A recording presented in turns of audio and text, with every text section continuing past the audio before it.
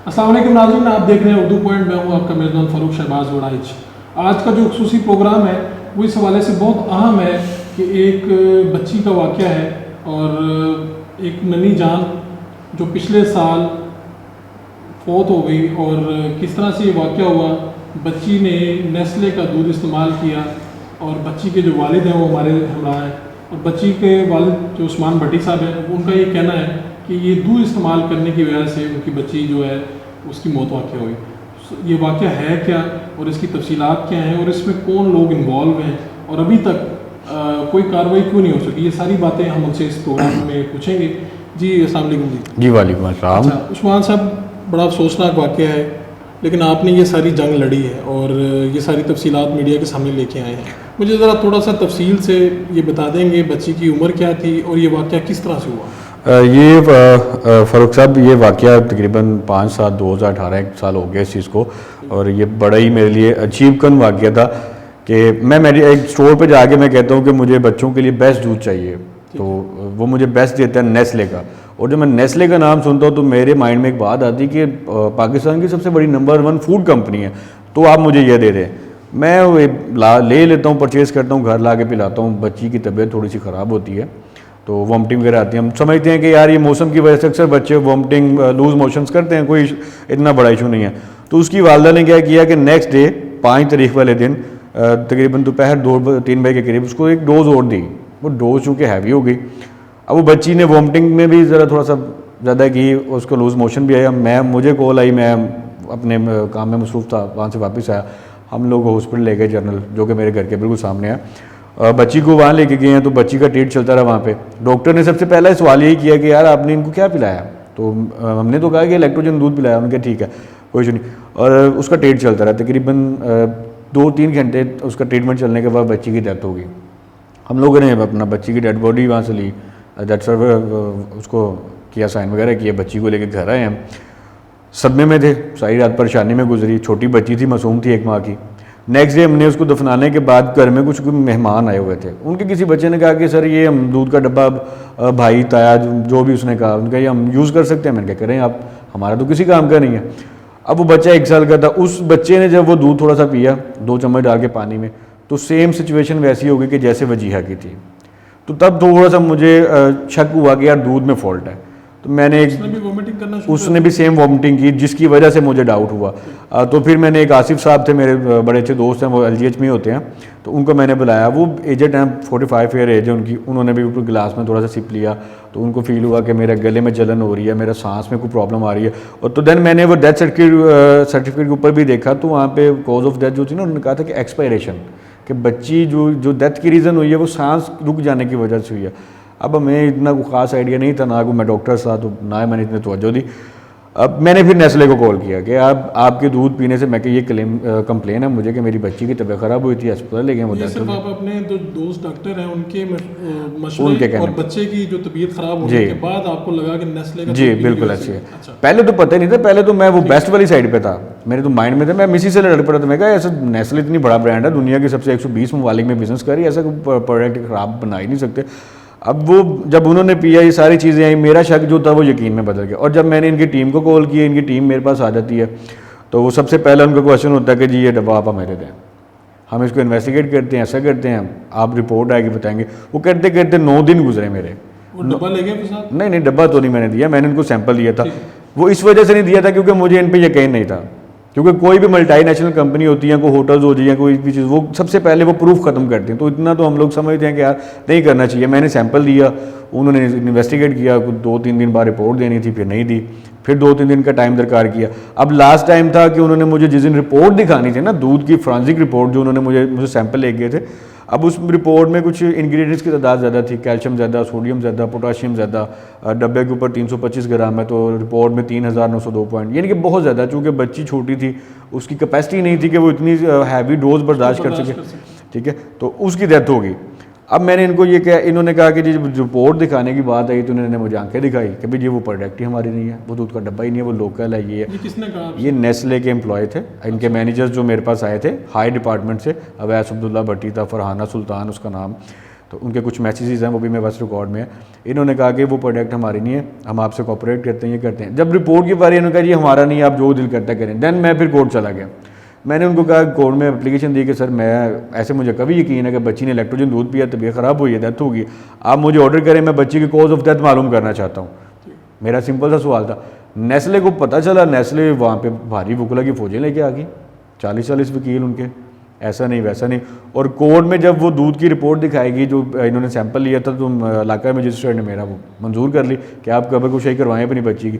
Nestle एक तरफ तो कहता रहा कि ये दूध मेरा नहीं है, प्रोडक्ट ही हमारी नहीं है। हाँ, तो अब ये कहा कोर्ट में, कहा कमरादार में। और दूसरी बात, जिस दुकानदार से मैंने वो परचेज किया, 5 लाख रुपए की ऑफर की उसको कि भी आप विड्रॉ कर जाएं, आप ये स्टेटमेंट इधर दे के उस्मान साहब आपसे दूध लेके गए हैं। वो दुकानदार आपके मोहल्ले का था? जो दुकानदार मेरे मोहल्ले का था, और दुकानदार ने कोर्ट में भी स्टेटमेंट दी थी, वो स्टेटमेंट भी कोर्ट में रिकॉर्ड, बताया कि ये दूध मुझसे लिया गया। बिल्कुल, उसने ये सारी चीज़ें बताई। इन्होंने उनको ऑफर की 5 लाख, 5 लाख की, कि भी आप ये पैसा लें कि हमारे से वो लेके नहीं गया, आप ये स्टेटमेंट विड्रॉ कर देंगे। उस्मान को हम जानते नहीं। उसने कहा मेरे नेबर्स हैं, हम दुकानदार आदमी, हम लोगों ने यहाँ पे रहना है, ठीक है। और वैसे भी एक बच्ची की मौत का वाकया, तो हम लोग इस तरह नहीं कर सकते। उन्होंने अक्लमंदी का मुजाहरा किया, स्टेटमेंट दे दी।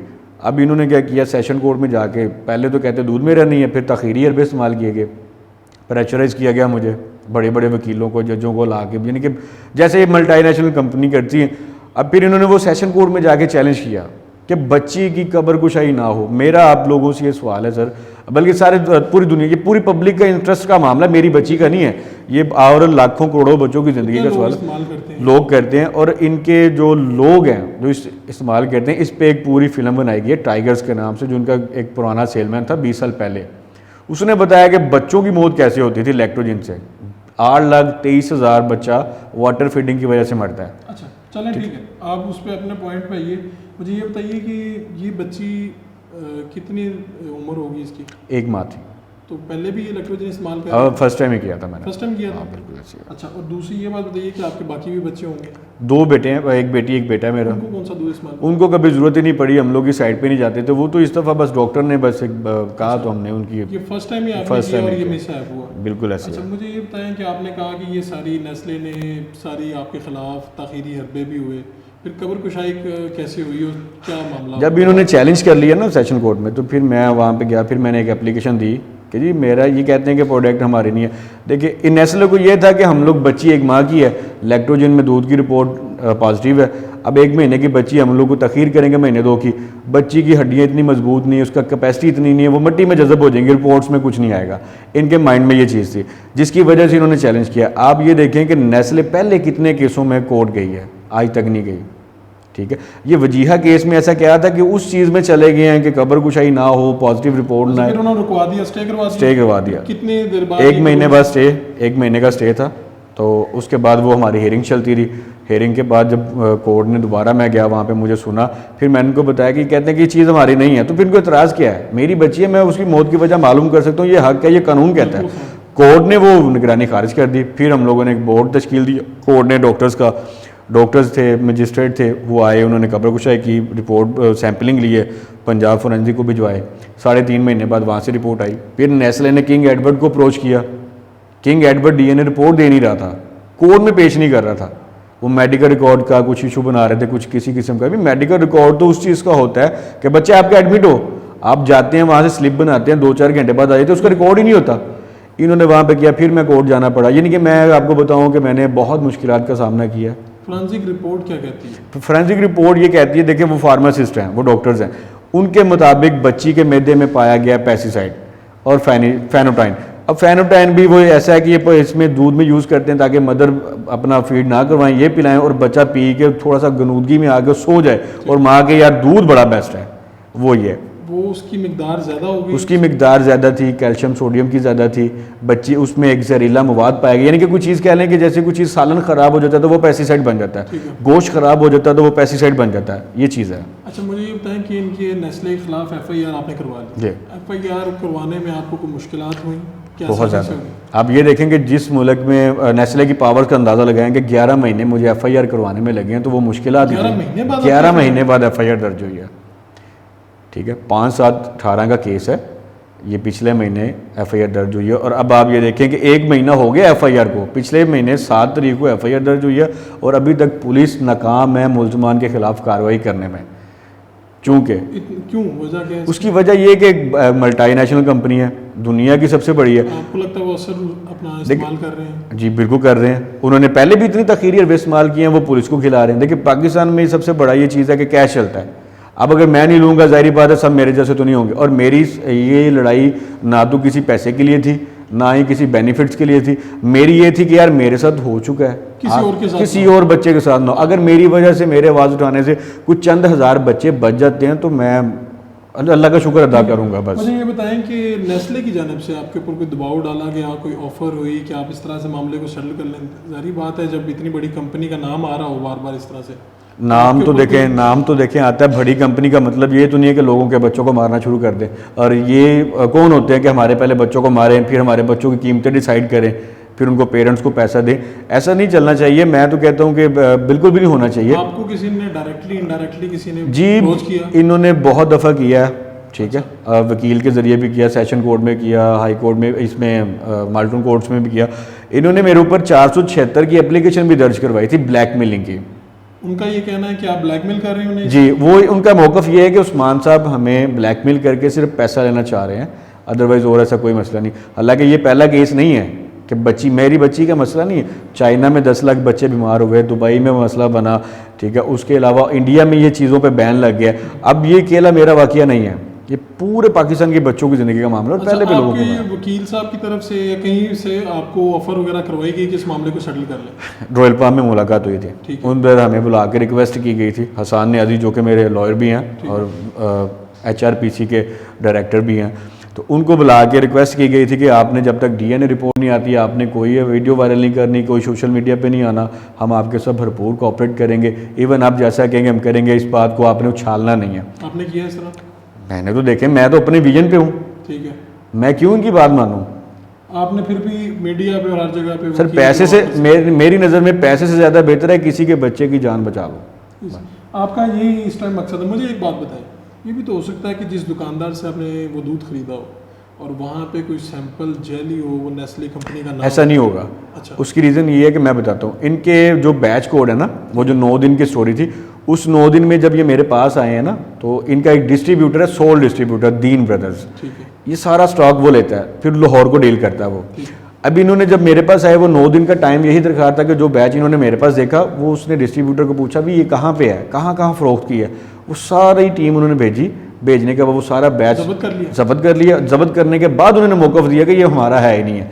अब ये देखें कि एक चीज़ जगह पे क्या होगा अंदाज़ा? सर अंदाज़न बहुत जगह पे 46,000 बैच बना है। अब वो उन्होंने फिर हर जगह से वापस, सर उनके पास सिस्टम है, डाटा टेक्निकल डिपार्टमेंट है सर, एक घंटे में पता लग जाता है आपको कि कौन कहाँ पे किस किस जगह पे सेल आउट हुआ है, वहाँ से सारा उठाया गया है। और जहाँ से उठाया गया है वो दुकानदार भी जिंदा है, अभी हयात हैं। और ये कहकर उठाया गया कि इस बैच में छिपकली का विजिट था, गुजर गई। उस दुकानदार जहाँ से आपने ये खरीदा वहाँ से भी बाकी स्टॉक उसके पास सिर्फ एक ही डब्बा आया था, छोटी दुकान है उसकी। और उस एरिया में जिस दुकान के पास गया था सब ले लिया उन 9 दिन के अंदर, 9 दिन के अंदर। हाँ, ताकि उसकी लेबोरेटरी ना। उसके बाद फिर इन्होंने कहा कि ये हमारा दूध, ये हमारा नहीं है। अब इन किस तरह कह सकते हैं हमारा दूध नहीं है? इतनी बड़ी अरे सर ये कहें या ना कहें, इनके कहने से कुछ भी नहीं। FIR होगी, ये इस चीज़ का FIR इस बात का सबूत है कि एक बच्ची की डेथ होती है, साबित हो जाता है, पर्चा हो जाता है। लेकिन अभी भी नेस्ले का यही मौक़िफ़ है कि वो प्रोडक्ट हमारी नहीं है। FIR होगी, अभी तक किसी गिरफ्तारी हुई, क्या हुआ? मैं तो चाहता हूँ हो जी।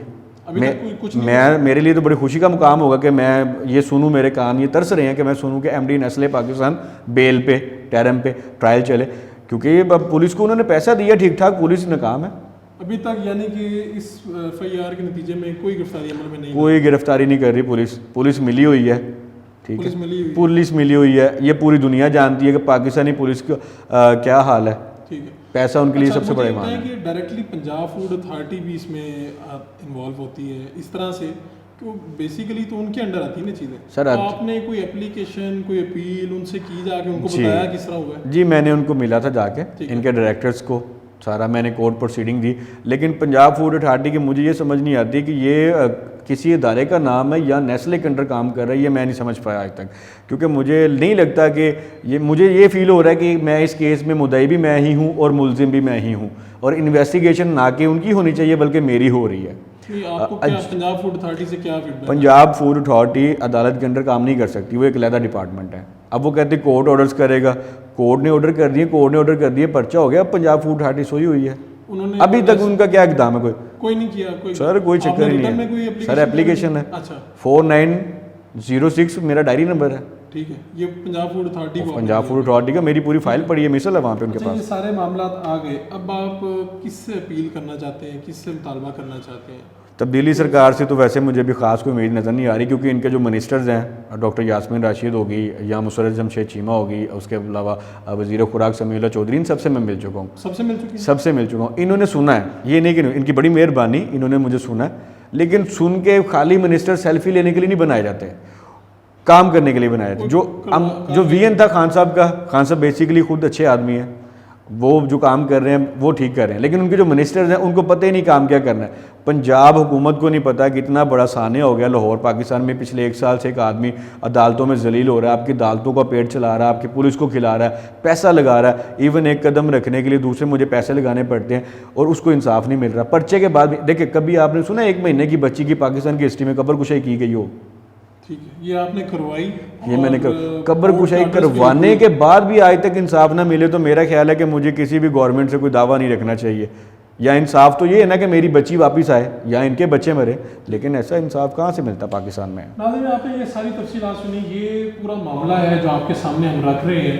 और उस्मान भट्टी है जिनकी पिछले साल जिनकी बच्ची की डेथ हुई और 28 दिन उम्र थी इस बच्ची की वजीहा।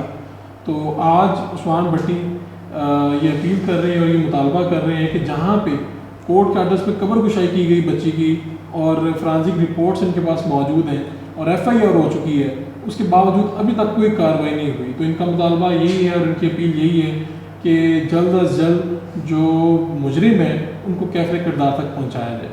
अपने मेज़बान फ़ारूक शहबाज वड़ाइच को इजाज़त दीजिए। अल्लाह निगहबान।